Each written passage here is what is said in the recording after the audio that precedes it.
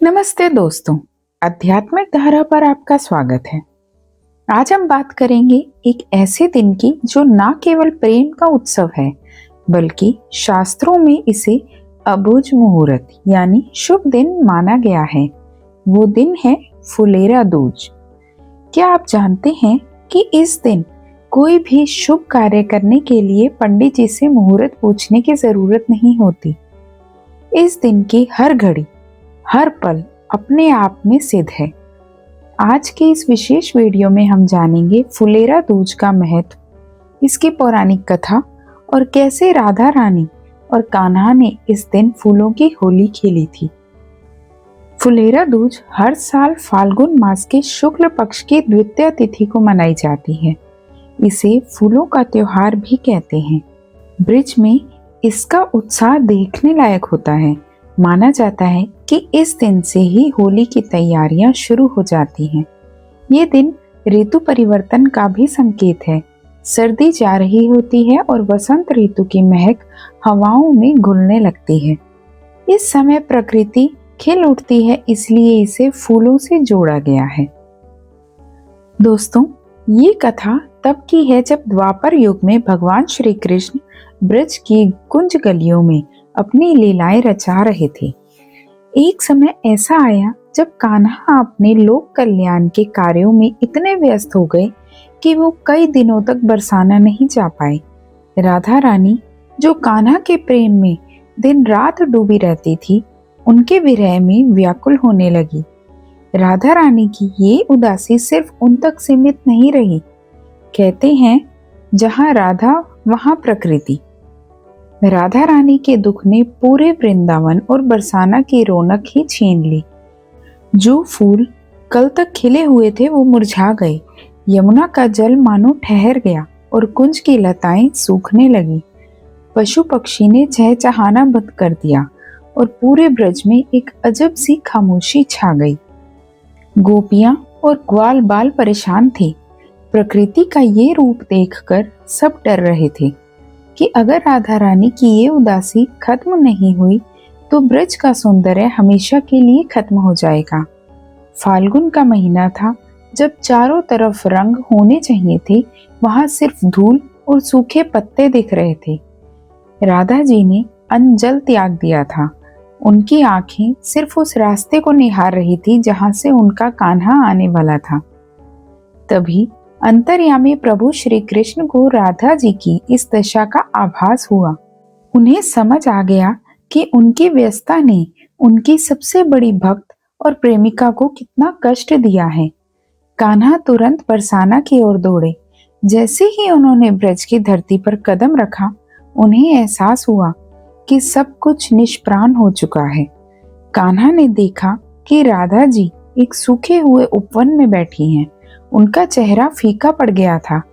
कृष्णा ने उन्हें मनाने की कोशिश की, लेकिन राधा जी की नाराजगी गहरी थी। उन्होंने कान्हा की तरफ देखा तक नहीं। राधा जी का मन बहलाने के लिए कृष्ण ने एक लीला रची।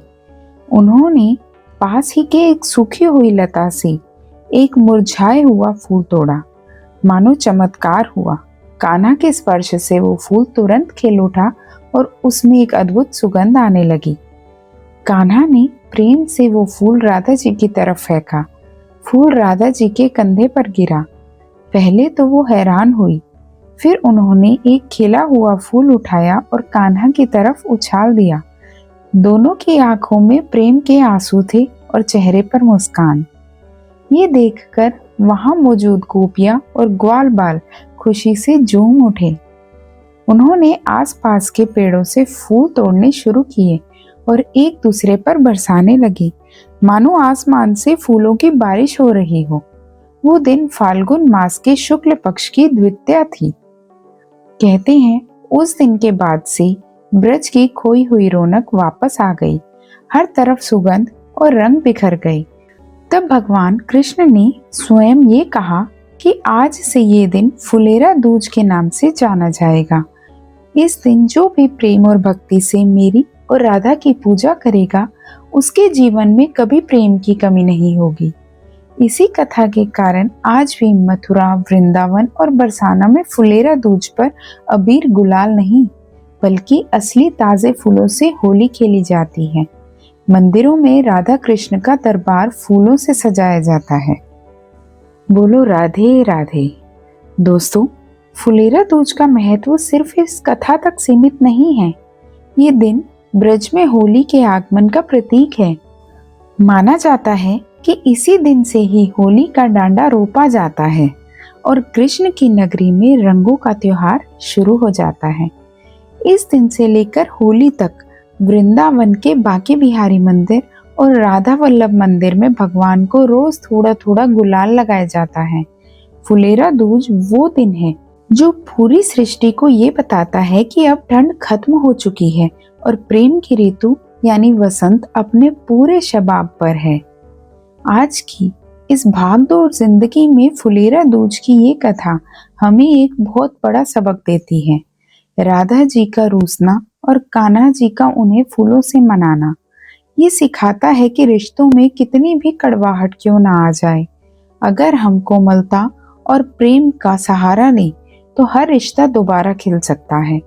जैसे कृष्ण ने मुरझाए हुए फूलों को अपने स्पर्श से खिला दिया, वैसे ही हमें भी अपने अंदर की नफरत और गुस्से को त्याग कर अपने रिश्तों में प्रेम की सुगंध भरनी चाहिए। तो मेरे प्यारे दर्शकों, फुलेरा दूज के इस पावन अवसर पर हम आशा करते हैं कि राधा रानी और बांके बिहारी आपके जीवन में खुशियों के ढेरों फूल बरसाएं। अगर आपके जीवन में कोई रुकावट है या कोई काम रुका हुआ है तो इस अबूझ मुहूर्त का लाभ उठाएं और पूरे विश्वास के साथ शुरुआत करें। आपको ये जानकारी कैसी लगी, कमेंट में राधे राधे लिखकर हमें ज़रूर बताएं।